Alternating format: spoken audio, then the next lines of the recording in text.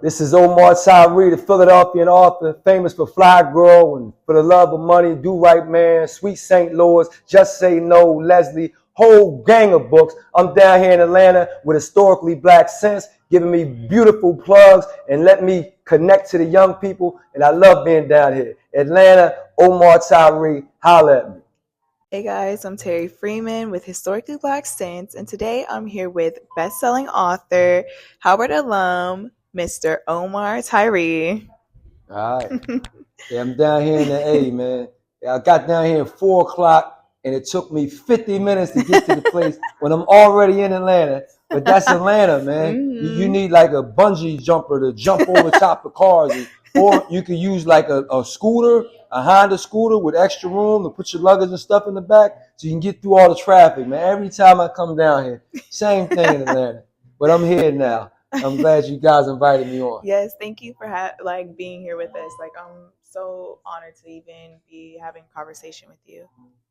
Okay, so the first question I have for you is, Flyy Girl is a cultural classic. Yeah. What inspired you to revamp the brand with new covers?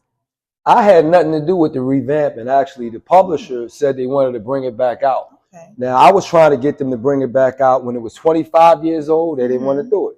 Then I wanted to put a sticker on it to say soon to be a feature film because Lionsgate had a deal on it, but they never did the film. So nobody wanted to put the sticker on it to say soon to become a film. So I had no idea that they were going to do this. I had a book out called Control that came out last year. That was out.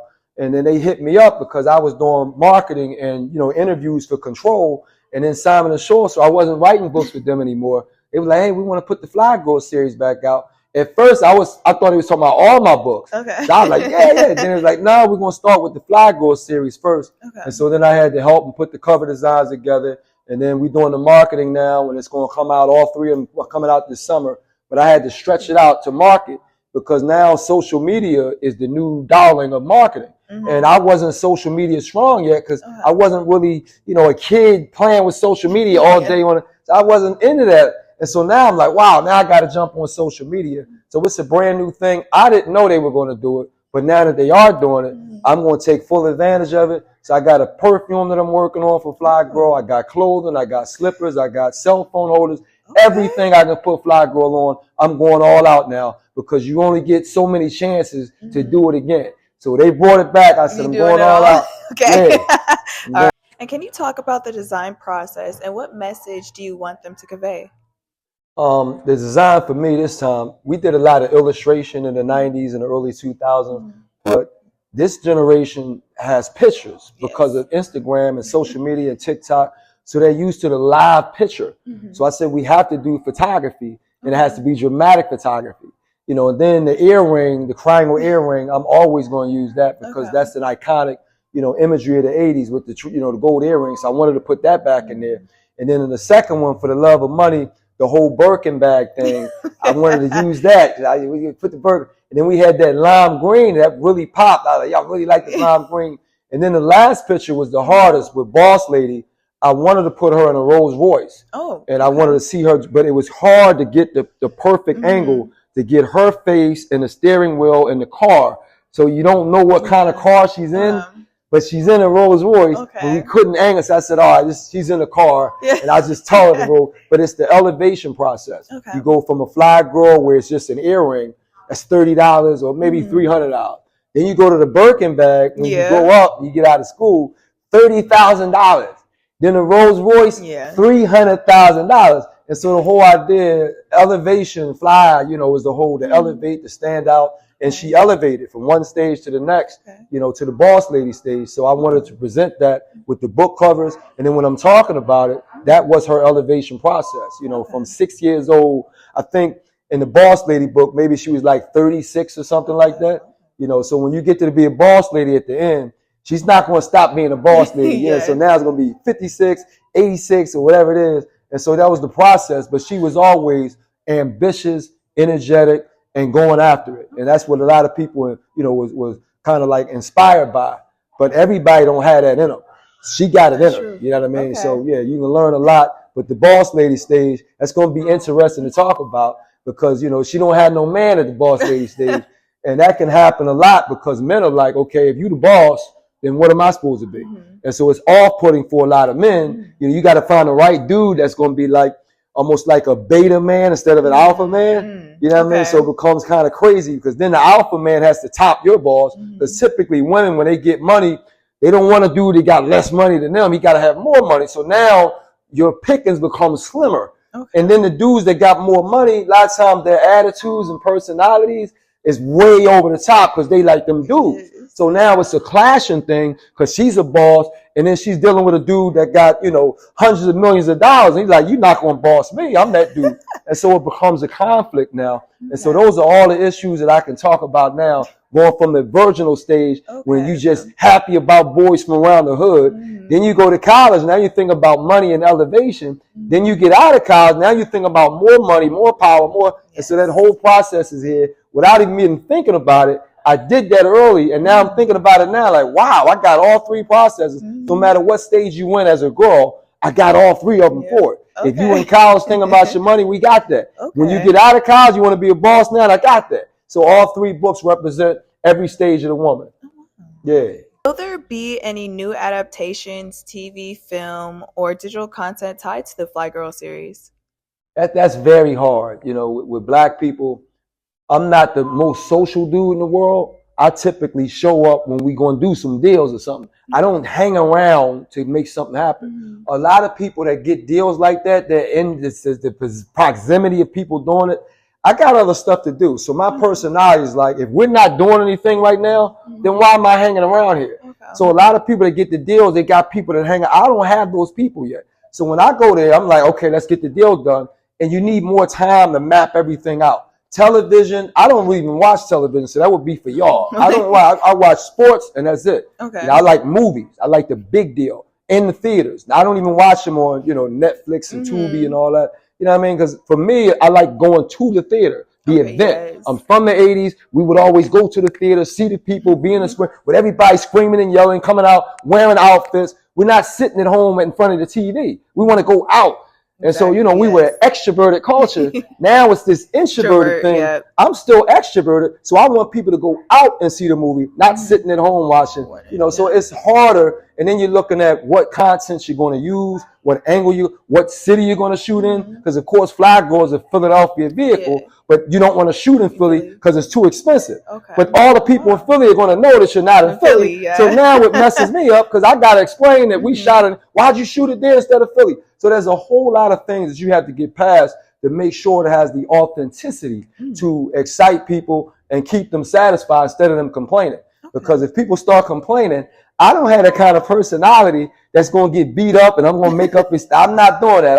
I'm a typical Philadelphian that's going to want to go to battle. So now, if I already know that, I'm very nervous about somebody messing it up and doing the wrong stuff with it because it's going to come back on me. You're going to ask me, so then I'm going to be mad that I couldn't do it the way I wanted to do it. So that's a very touchy thing that I got to walk in slowly. Those conversations are going to start, but it's about the sales to get those to start. So if we don't buy the book, I know a lot of people, they talk about sharing a book, passing around a library book.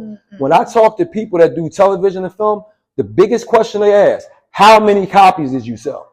Period. That's with everything. How many followers do you have? How many movie tickets did you sell? You know, how many albums did you sell? You know, how many records did you? That's what everybody talks about. So there's no getting around that. So if you're not going to buy the book, it puts all of us at a disadvantage. But if you buy plenty of the books, now it puts us in an advantage where we can say, this is what we want. This is how we want to do it.